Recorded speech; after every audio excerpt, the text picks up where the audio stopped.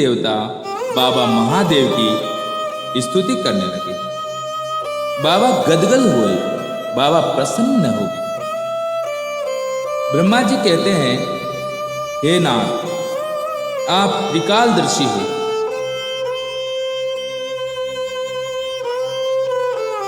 हे बाबा, ये सभी देवता आपके विवाह का दर्शन करना चाहते हैं। आपने कामदेव को जला दिया और रति को वरदान दे दिया। ये बहुत अच्छा कार्य है। प्रभु, आपने बड़ा कौन होता है, इसका भी आपने हमको संदेश दे दिया। जो त्रास करने के बाद तुरंत दुलार करे। बड़ा केवल मारने के लिए नहीं होता है, बड़ा दुलार करने के लिए भी होता है। आपने काम का दहन तो किया, परंतु रति को तुरंत वरदान दे दिया। आपने बहुत अच्छा काम किया। हे नाथ,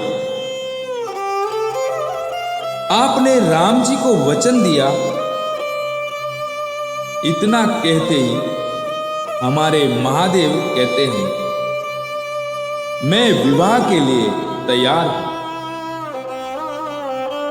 और देवता दुंदुभी बजाए प्रसन्नता में विभोर होते हुए पुष्प की वर्षा किए और समस्त संसार में हर्ष का वातावरण हो गया। तभी सप्तऋषि हिमांचल जी के घर मुहूर्त निकालने गए। एक सप्ताह बीतने पर अति सुंदर योग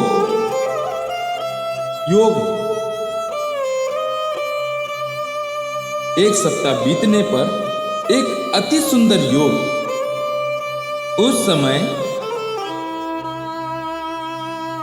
चंद्रमा बुध के साथ स्थित होगा और रोहिणी से युक्त होगा। उस समय लग्न का स्वामी लग्न में स्थित होगा और वैशाख शुक्ल पक्ष की पंचमी तिथि पुराण के अनुसार,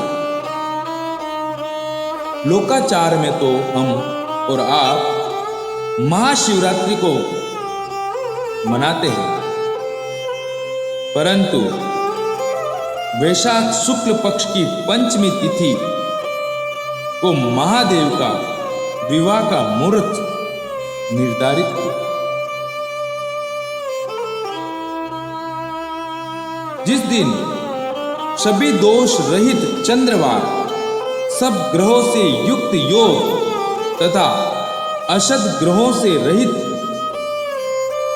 श्रेष्ठ संतान देने वाले बृहस्पति भी, जो सौभाग्य देने वाले हैं, विराजमान हैं, उस समय में ही आप जगदम्बा को शिव के निमित्त देकर देवताओं के शुभचिंतक बनो।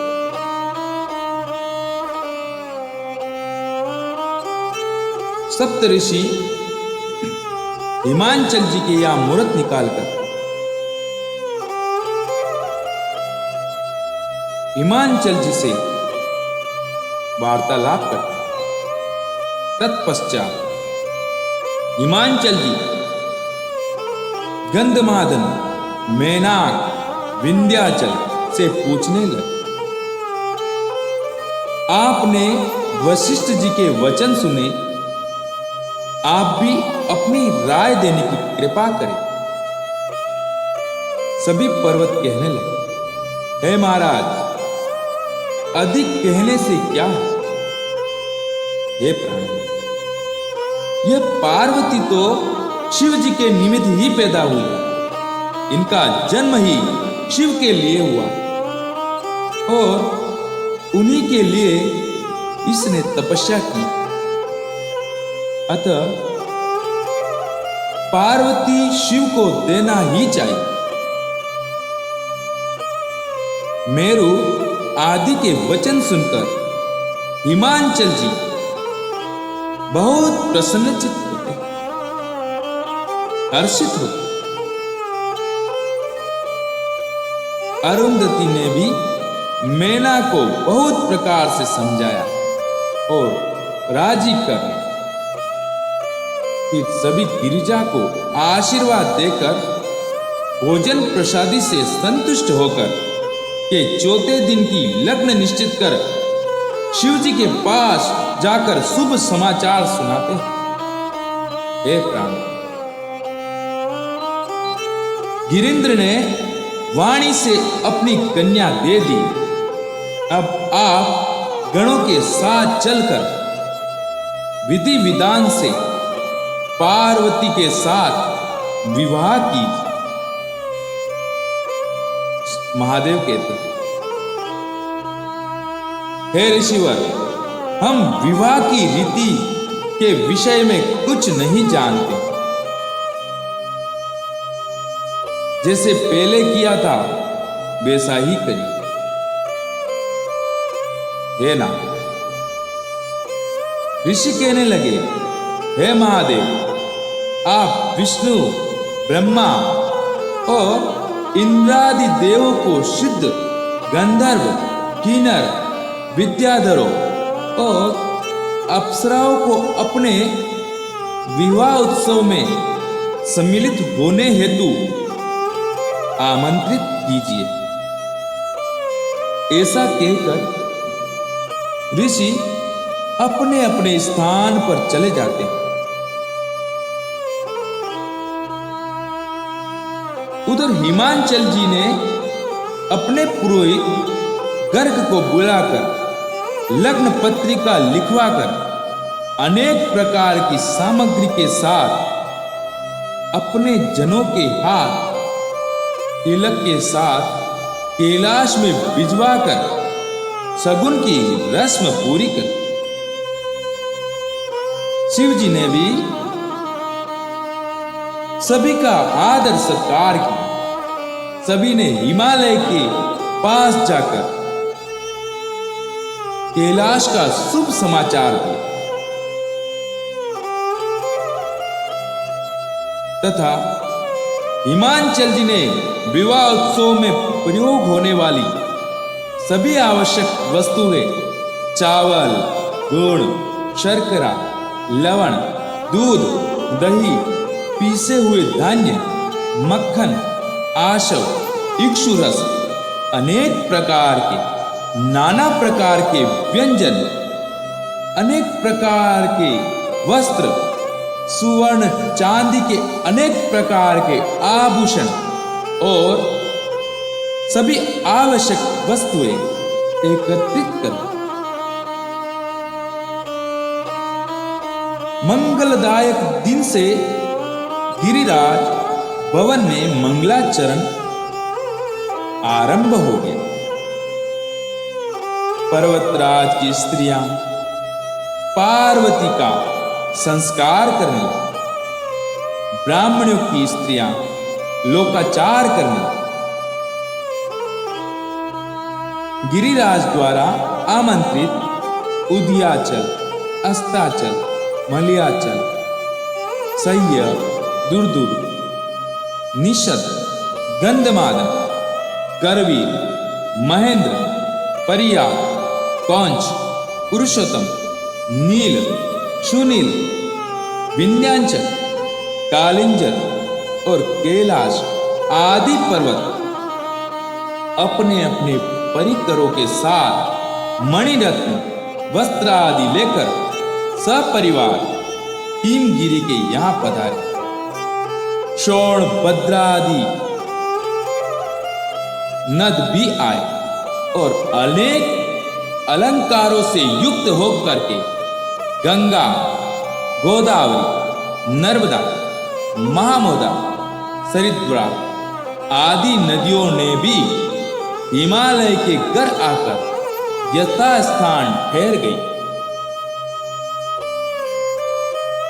बाबा बताते हिमालय ने नगर के सभी मार्गों में छिड़काव करा के प्रत्येक मार्ग के द्वार पर केले के खंभे लगवा दिए और हिमगिरी जी विश्वकर्मा को बुलाकर के सुंदर मंडप और वेदी की रचना करें।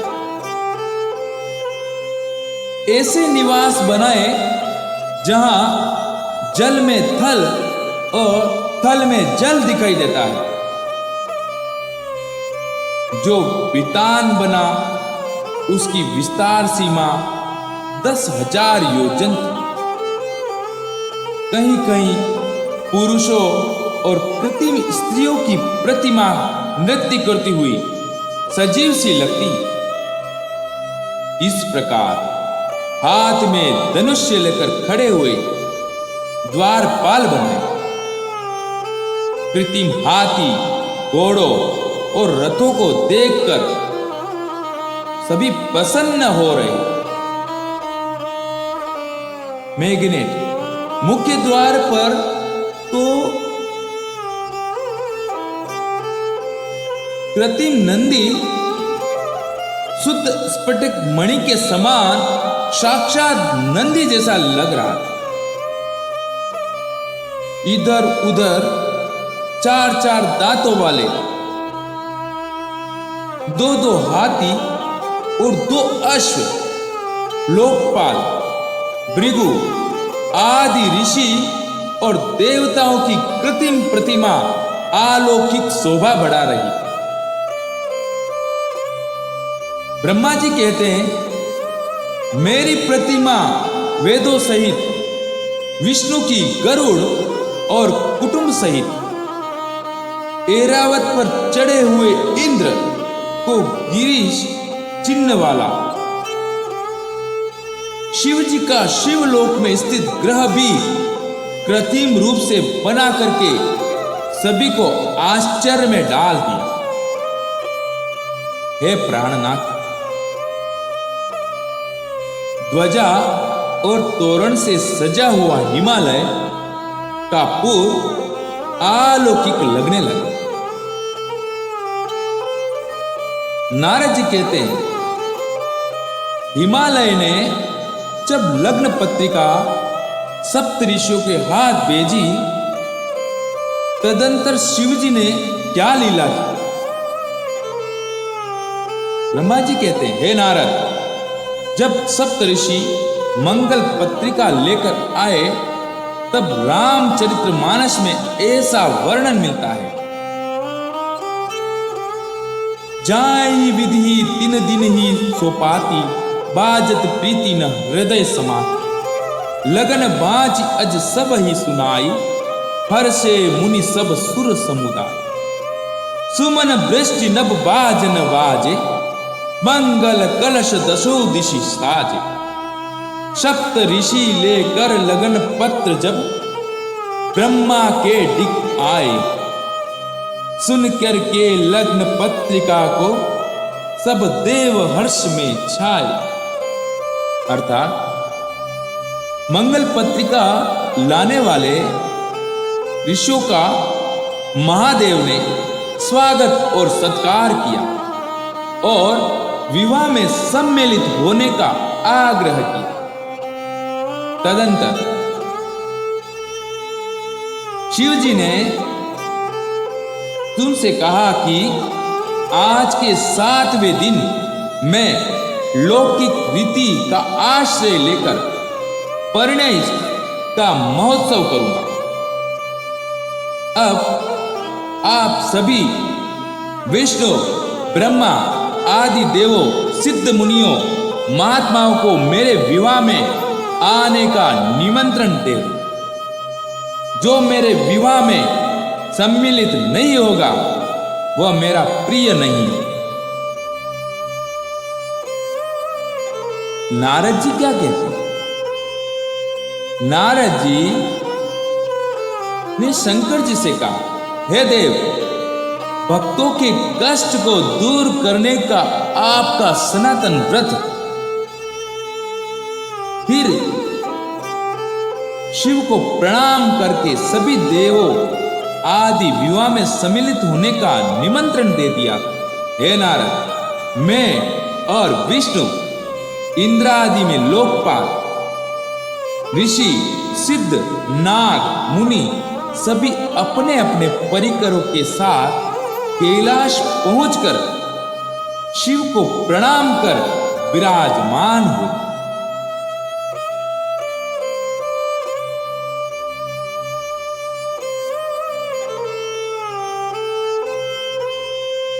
और विवाह का समय निश्चित हुआ। विवाह का मुहूर्त निश्चित हुआ। 5 बजे बारात निजी वाहन द्वारा कैलाश से हिमांचल जी के घर जाएगी। आपने कभी सोचा, आप कभी पत्रिका बनवाते हो तो नीचे लिखा रहता है कि फलानी जी के यहां से फलानी जी के यहां बारात इतनी बजे जाएगी। बाबा महादेव बड़े आनंद में बैठे हैं कैलाश पर। बाराती आए तो चले जाएं, हमको क्या करना है। लेकिन बाबा के गण परेशान। महादेव ने पूछा, आप क्यों परेशान हो? गण बोले, हे नाथ, एक भी देवता आपको सजाने नहीं आए। महादेव कहते हैं, जब उनको अपने से समय मिले तब ना। गोस्वामी जी कहते हैं, सारे देवता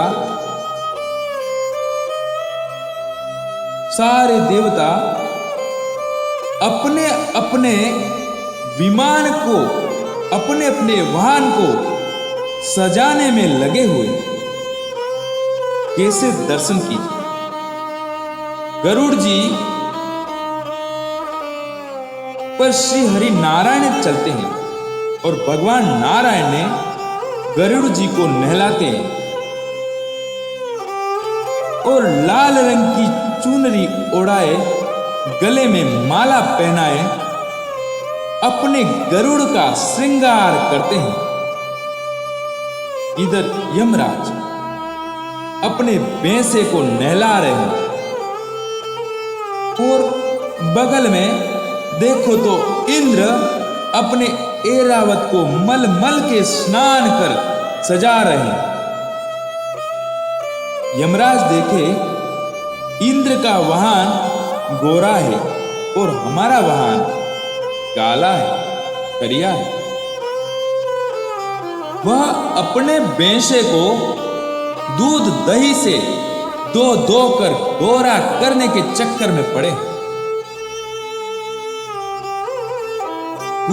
कुबेर जी के पास विमान है, उसका नाम पुष्पक विमान। पुष्पक विमान में कुबेर जी भी अपने विमान को सजाने के चक्कर में लगे हुए, लड़ियां लगा रहे हैं और तूरियां और पुष्पमाला से अपने विमान को सजा रहे हैं। सब अपने अपने वाहन या विमान को सजा रहे हैं, परंतु एक भी देवता ये नहीं सोच रहे हैं कि जिनके विवाह में जाना है उनको और उनकी गाड़ी को कौन सजाएगा। कोई नहीं आया। महादेव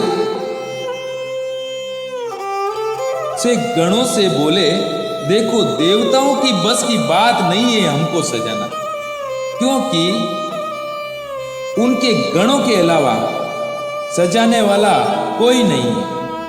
मुझे मेरे गण ही सजा सकते हैं, इसीलिए आप सजाइए। भृंगी और श्रृंगी ये सभी गण एक दूसरे का मुंह देखने लगे, सोचने लगे कि आज तक खुद को न सजा पाए तो दूसरे को क्या सजाएं। जैसे बाबा वैसे उनके गण। अब महादेव शीला पर बैठ गए और बाबा के गण बाबा को सजाने लगे, श्रृंगार भी किए। बाबा शांत होकर बैठ गए। गणों से जैसा कहा सजाना वैसा सजाओ। गण सोचते हैं, हे प्राण, गण ये सोचते हैं कि कहां से प्रारंभ करें श्रृंगार को। परंतु कुछ समय पश्चात गणों की दृष्टि महादेव की जटाओं पर गई, क्योंकि जटाएं बिखर गई क्रोध के कारण।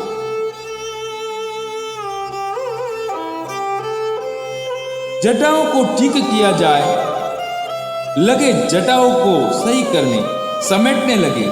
समेटते समेटते ऐसा समेट लिया कि जटाओं ने सर मुकुट का आकार ले लिया। जैसे ही आकार लिया, भृंगी बोले,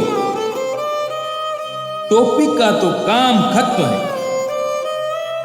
श्रृंगी बोले, टोपी से क्या, जब तक दूल्हा मोहर न लगाए तब तक दूल्हा थोड़ी न दूल्हा कहलाएगा। आपने कभी देखा होगा, बारात में सभी मेहमान सज धज के आते हैं, अपना पूरा श्रृंगार करके आते हैं। परंतु मोर ही एक ऐसा श्रृंगार है जो दूल्हे को बारातियों से भिन्न करता है, अलग करता है। महादेव जब तक मोर नहीं पहनेंगे तब तक दूल्हा कैसे कहलाएंगे? हे प्राणी, बाबा ने कहा, ये मोर क्या होता है? मेरे महादेव वर्णन करते हैं, अंतर्यामी को सब कुछ मालूम है, परंतु फिर भी अपने गणों से पूछते हैं, ये मोर क्या होता है? गणों ने कहा, हे प्रभु, कुछ नहीं, सर के ऊपर उठा उठा सा रहता है, झूलता रहता है। एक रात तो पहनना है, सिर्फ एक रात की बात है, दूसरे दिन तो विसर्जन करना है। बाबा ने कहा कि जिसको एक बार सिर पर बिठा दूंगा, जिसको मैं धारण कर लूंगा सिर के ऊपर, जीवन भर उसका त्याग नहीं कर सकता हूं, मैं उसका विसर्जन नहीं कर सकता। इसीलिए ऐसा मोर कभी मत पहनाना जिसका विसर्जन होता है। गण विचार करने लगे, अब क्या करें? एक गण बोला, मैं कुछ करता हूं। वह गण एक पर्वत की कंदरा गुफा में जाता है और वहां बहुत सारे सर्प नृत्य कर रहे हैं, अपने आनंद में आनंदित है, नृत्य कर रहे हैं। उसने सोचा, इनको लेकर जाऊं और मोर बना देता।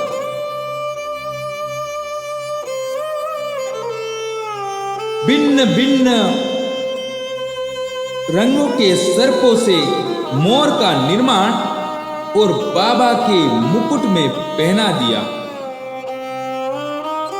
सांपों से कहा, बाबा के सर में जाकर फन फैला देना। सांपों ने वैसा ही किया और लटकने लगे। गणों ने कहा, ऐसा मोर आज तक कौन पहना होगा।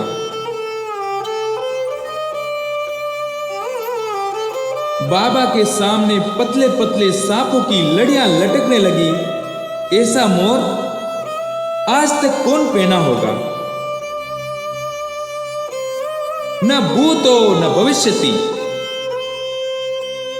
बाबा गदगद हो गए, प्रसन्न हो गए। श्रृंगार में नहीं पहने भगवान महादेव विश्व को एक संदेश देना चाहते थे। वो संदेश कैसा होगा? सर्प यानी काल। कई लोग सर्प को देखते ही भागने लगते हैं, डर जाते हैं। सर्प यानी काल, जो काल को भी सिर पर आभूषण कहकर धारण करता है, वह कालों का काल महाकाल है। ये मेरा परिचय है प्राणनाथ। बाबा प्रसन्न और मोर तैयार। अब गण आभूषण पहनाना शुरू की। आभूषण की शुरुआत की है गणों ने। सांपों को कुंडल बनाया, सांपों को कंगन बनाया, सांप का बाजूबंद बनाया। और ऐसा ही नहीं, जो मन आया वही पहना दिया। परंतु सब नागों के नाम हैं। जो श्रृंगार बाबा का किया गया था ना, उसमें कहीं पे भी अंदाज नहीं लगाया गया। पूरी व्यवस्था के साथ में काम को अंजाम दिया गया। करकुटक नाम के सर्प से महादेव का कुंडल बनाया और कुलकी नाम के सर्प को बाह्य कान का कुंडल बनाया। दोनों एक जैसे, दोनों का आकार एक जैसा है, समान होना चाहिए। दोनों कानों में समान रूप से कुंडल का निर्माण हो गया। कंबल और अश्वत्थर नाम के नाग से महादेव के हाथों में कंगन पहनाए।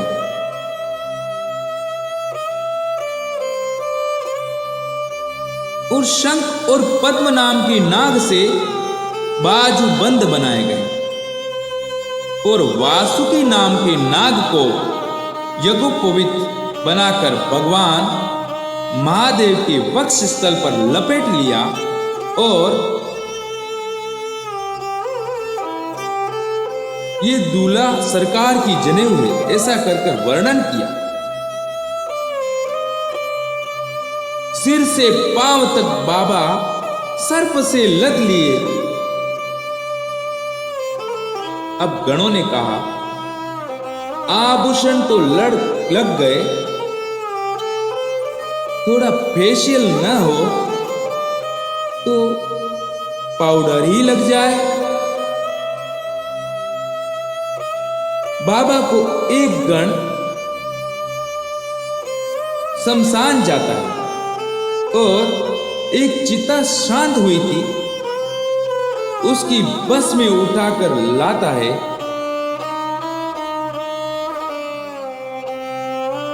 एक तो बाबा कपूर के समान गौर है। कैसा? कपूर गौरम संसार सारम के समान हमारे महादेव। ऊपर से गणों ने भस्म और लपेट लिया, सर से पांव तक 3 नेत्र। अच्छा आप बताओ, बाबा का रंग कैसा है? भस्मी लगने के बाद यदि भस्मी का लेपन हो जाए तो बाबा का रंग कैसा होगा? ऊपर से नीचे तक सफेद सफेद,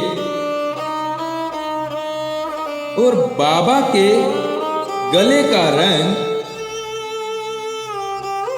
नीला। कितना कंट्रास्ट मारता होगा, क्योंकि नीचे व्हाइट, ऊपर भी सफेद, बीच में ब्लू। गोस्वामी जी कहते हैं पूरे श्रृंगार में खाली 2 ही सुंदर है। क्या? शशि ललाट सुंदर शिर गंगा। मतलब ललाट के चंद्रमा और सिर पर मां गंगा, आभूषण में केवल ये 2 ही सुशोभित सुंदर है। इसके बाद तो जितने आभूषण हैं भगवान ही मां। एक हाथ में त्रिशूल, एक में डमरू। गणों ने कहा गला सूना लग रहा है मां। माला पहन लेते तो आनंद आ जाता। महादेव के आभूषणों के लिए एक गण शमशान जाता और वहां से खोपड़ी लेकर आया नरमुंडन और कंकाल, और एक पतले सांप में खोपड़ियों को डाला और बांध के गले में पहना दिया।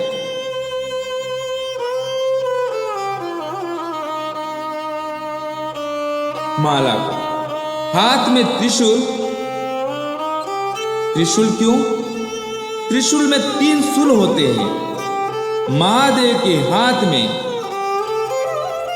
लेकर विराजमान है और जय घोष करते हैं। कहते मेरे शरण में जो भी जीव आएगा उसके जीवन के तीनों ताप अपने त्रिशूल से समाप्त कर दूंगा। मेरा संकल्प है और मेरा वचन है। बाबा की शरण में रहिए। देही देवी भौतिक तब बचने वाला नहीं। डमरू, डमरू से शब्द निकला है, अर्णिका सूत्र निकला है। इसी डमरू से व्याकरण की उत्पत्ति हुई। अन्यथा यह सृष्टि शून्य के समान थी। कोई स्वर न था, स्वर विहीन थी। पूरी सृष्टि बेस्वर। भस्म क्यों लगाए? शरीर में ये मनुष्य के जीवन के अंतिम स्वरूप का प्रतीक है भस्म। हमारे बाबा कहते हैं जीवन के अंतिम क्षण में जब कोई तुम्हारी और लौट के न देखेगा, उस समय तुमको मैं आभूषण बनाकर मैं स्वीकार करूंगा। ये तो पहला कारण। दूसरा एक और कारण,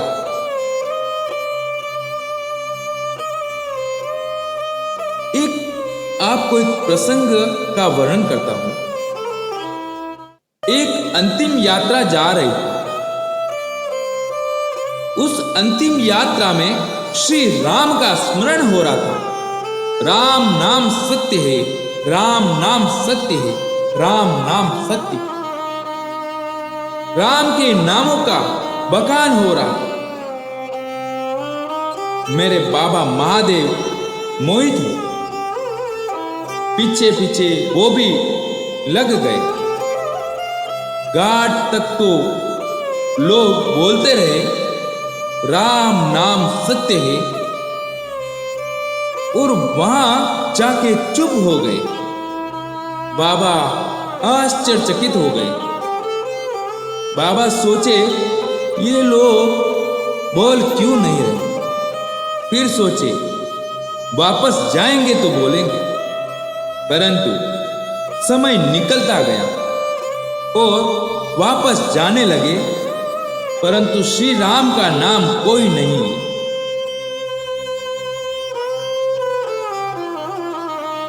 थोड़ी देर बाद बाबा सोचे, अब बोलेंगे।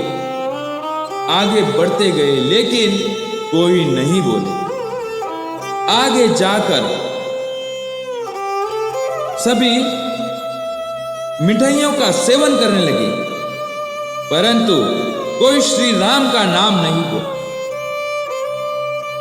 महादेव व्याकुल हो गए। ऐसा सोचने लगे कि कहीं मेरे राम जी पीछे तो न रह गए।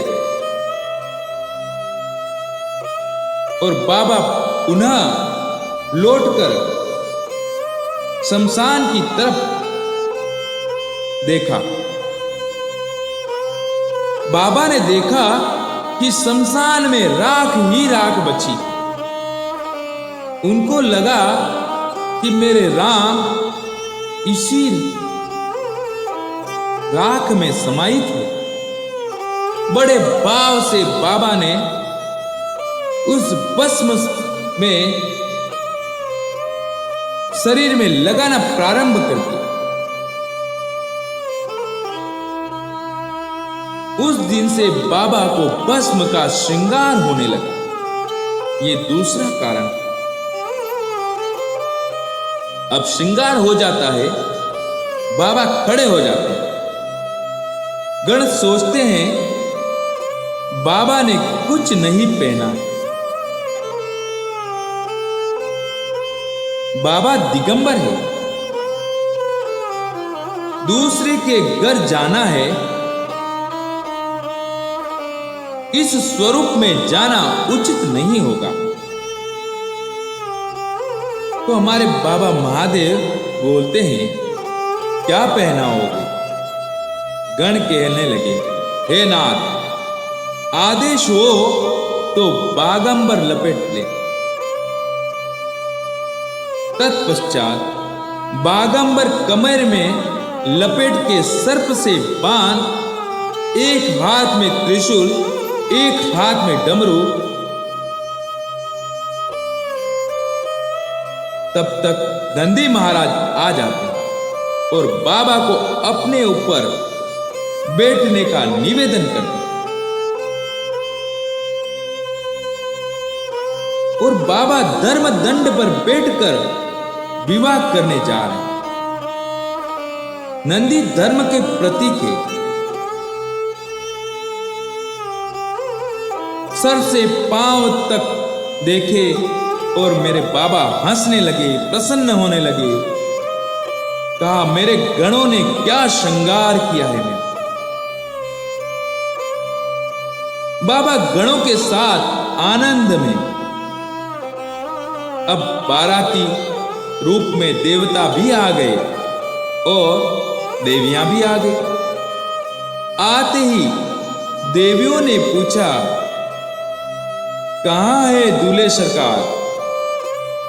एक गण ने कहा, हे माता जी, मैं आपको बाबा के दर्शन कराता। तत्पश्चात देवियों को बाबा के पास ले जाते हैं और जैसे ही देवियों की दृष्टि बाबा महादेव पर जाती है तो देवियां अंतःकरण से मुस्कुराने लगती है, हंसने लगती, आपस में बात करने लगती। हे ना, इतने खतरनाक दूल्हे के लिए भी दुल्हन बनी है। कौन पिता होगा जो अपनी बेटी का विवाह ऐसे दूल्हे से करेगा? ऐसे दूल्हे के साथ जब देवताओं ने देखा तो देवताओं का चेहरा उतर गया। क्यों? सारा मेहनत बेकार, ऐसा दूल्हा जाएगा तो हमारा श्रृंगार कौन देखेगा? भगवान नारायण ने देवताओं को बुलाया और कहा, श्रेष्ठता की बात आती है कि दूल्हा लायक नहीं। ऐसा नहीं है, हम दूल्हे के लायक नहीं। दूल्हे के अनुसार उसकी बारात नहीं बनी है। ऐसे दूल्हे के साथ ऐसी बारात जाएगी तो हंसी का पात्र हो जाएगी। ब्रह्मा जी बोले, तब क्या करें? श्री हरि बोले, आगे बढ़िए। इंद्र बोले, बाबा को पीछे छोड़िए, आते रहेंगे। महादेव समझ गए कि नारायण क्या बोल रहे। भगवान महादेव सोचे कि जितने देवता उतने दानवों के लिए भी है। जब तक हम रहेंगे तब तक वो आने वाले नहीं, क्योंकि स्वामी के विवाह में उनका भी अधिकार बनता है।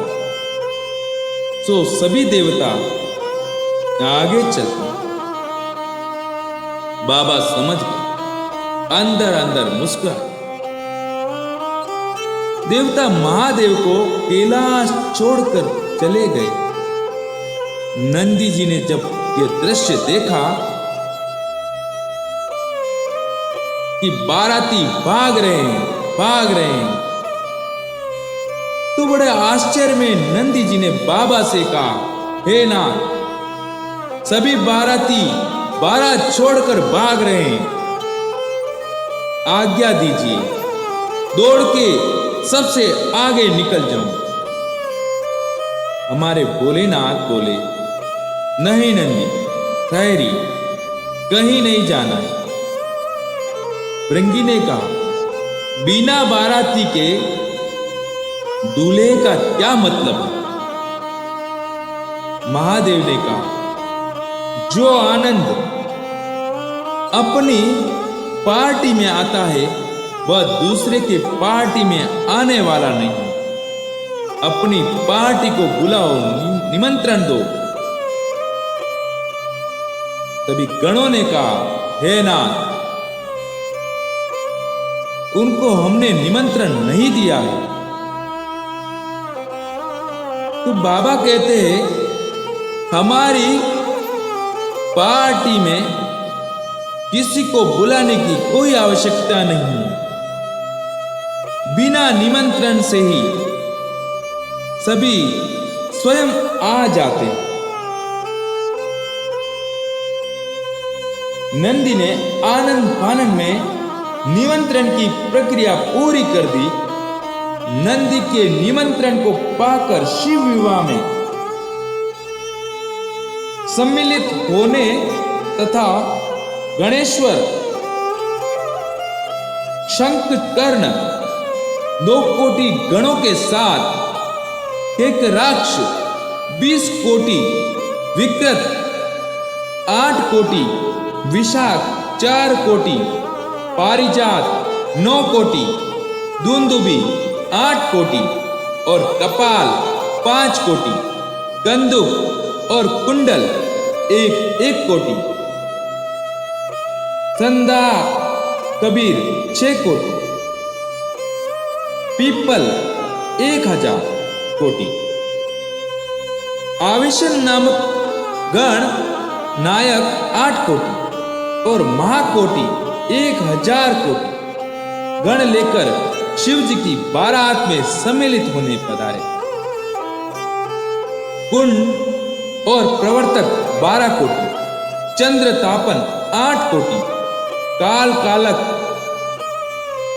अग्नि और महाकाल तीनों 100 कोटि, अग्निमुख 1 कोटि, सन्नाहक कुमुद, गणराज, अमोघ और कोकिल सभी 100 कोटि, सुमंत्र 1 कोटि, संतानक 60 कोटि, चतुर्वृक्त 7 कोटि, कर्ण 20 कोटि, रोमक 20 कोटि, यंजवांश, सतमन्यु और मेघमन्यु सभी 90 कोटि, काष्ठागुंठ 64 कोटि, भूत 1000 कोटि, प्रमथ 3 कोटि, वीरभद्र 64 कोटि, क्षेत्रपाली 1 कोटि, भैरव 1 कोटि, नंदी आदि गणेश्वर भी 120,000 कोटि गणों को लेकर शिव विवाह में सम्मिलित होने आए। सभी गण इंद्र आदि के समान वैभव वाले, कोई आकाशचारी, कोई पातालचारी, कोई स्वर्ग में विचरण करने वाले थे। शिव जी ने कुछ गणों को कैलाश पर रुकने का आदेश देकर सभी को बारात में चलने को कहा। बारात में शामिल होने को चंडी भी रुद्र गणों के पीछे 11 कोटि के साथ चलने लगे। शाकिनी, जातुधानी, बेताल, ब्रह्म राक्षस, भूत, प्रेत, पिशाच, तुम्बुरु, नारद, हाहा, हुहु, गंधर्व तथा लक्ष्मी आदि सभी देवताओं की स्त्रियां बारात में हर्षित होकर चलने लगी। शिव जी धर्म रूपी वृषभ पर जो अलौकिक शोभा की सीमा को भी पार कर रहा था, सवार होकर चलने लगे। तत्पश्चात ब्रह्मा जी कहते हैं, हे नारद, फिर तुम शिवाज्ञा से हिमालय के गर गए, वहां पर अपनी प्रतिमा को देखकर विस्मित हो गए। ब्रह्मा, विष्णु आदि की प्रतिमा देखकर जो विश्वकर्मा ने बनाई थी, ऐसा लगा कि सभी देवता वहां पहले ही आ गए। वितानो मंडप की शोभा को देख ही रह गए। हिमालय ने तुमसे कहा था कि यह सब विश्वकर्मा की कलाकृति है, ये विश्वकर्मा जी की कलाकृति है। आप आराम करो, भोजन करो, तदंतर मेनका के साथ शिव के समीप जाना है। फिर तुमसे कहा था कि आप मेनका आदि पुत्रों को ले जाइए और बारात के साथ शिव जी को ले आइए। ब्रह्मदेव कहते हैं, हे नारद, हिमालय के ऐसा कहने पर मेनका आदि उनके पुत्र को लेकर शिव जी के पास आकर प्रणाम करना। नारद जी विस्मित देखकर सभी देवता नारद से पूछने लगे, आप इतने विस्मित क्यों हो? क्या हिमालय के यहाँ आपका स्वागत नहीं हुआ? और ये मेनका, शय और मेरु आदि शोभायमान पर्वत यहाँ किस कारण आए? कृपया करके बताइए। क्या हिमालय अपनी कन्या अब भी शिव को नहीं देंगे? हे सुब्रत, तुम्हारे इस आचरण से देवताओं को आश्चर्य हो रहा। नारद जी कहते, हे देवो, हिमालय के यहाँ विश्वकर्मा ने सभी देवताओं के लोक और विग्रह का यथावत रूप बनाया, किंचित भी भेद नहीं। इंद्र भी व्यतीत हुआ, भगवान के समझाने पर शांत हुआ। महादेव नारद जी से कहते, हे नारद, आप हिमालय के यहाँ का समाचार मुझे सुनिए। उनका मुझे पार्वती देने का विचार संदिग्ध तो नहीं है?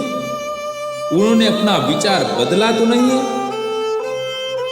आप विश्वकर्मा की माया से इतने मोहित कैसे हो रहे? ये तो उनकी माया की कृतियां। यदि वहां कोई व्यवधान है तो इन हिमालय पुत्रों को आगे कर विवाह स्थल को प्रस्थान करो। महादेव के ऐसे वचन सुनकर सभी देवता दूसरे भारती अपने अपने वाहनों पर चढ़कर हिमालय के यहां चल दियो। हे प्राणों, होकर प्रसन्न सब देव चले, सब मन में खुशी मनाते हैं। कोई गज पे, कोई रथ पे, कोई अश्वपीठ पर जाते हैं। शिव गण भी हो प्रसन्न मन में, नाचते कूदते जाते हैं। वरना बनकर के शिव शंकर नंदी को लेकर जाते हैं।